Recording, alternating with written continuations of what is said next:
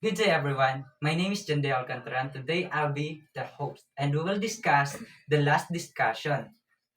So, Miss Juraisa Swaib, come here.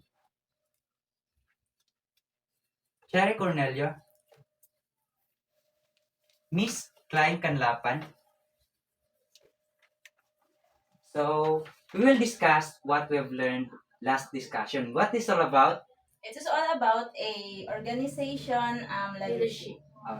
So first, I'll discuss the importance of organizational leadership in education. So leaders can recognize the strength and weaknesses of the teachers, and so that leaders can challenge them and to reach their full potential. So this is an organization composed by two people. Who are they?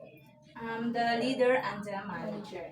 So what are the characteristics of a good leader? So, a good characteristic of a good leader should be adaptive, change savvy, creative, agile, and also a visionary.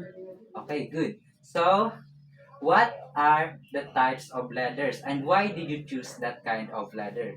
Miss Juraisa, answer. Autocratic leadership.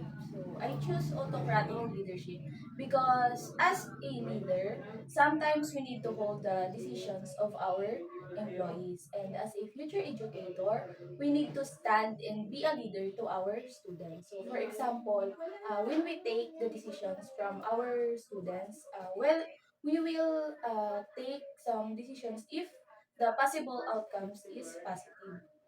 Okay. Miss Cornelio, please share your answer. So I choose a democratic leadership because when we say a democratic leadership, it is characterized the redistribution of power and authority.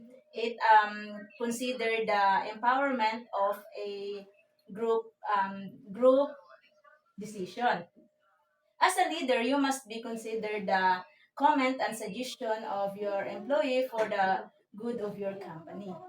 Okay. Miss Klein Kalapan. So lastly is the consultative leadership.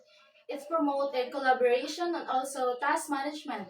I choose it because it have a advantage. It creates a deeper bond with leadership and the subordinates, and also it opens to all member and also the employees to suggest and help the leader to solve challenges and problems that comes in the business. Okay. So, the leaders, when we say leader, it is a person or a human. And when we say a leadership, it is the process. Okay? Yes. Get it? Yeah. So, that's all. Thank you. Bye. Okay. Triad, ano na?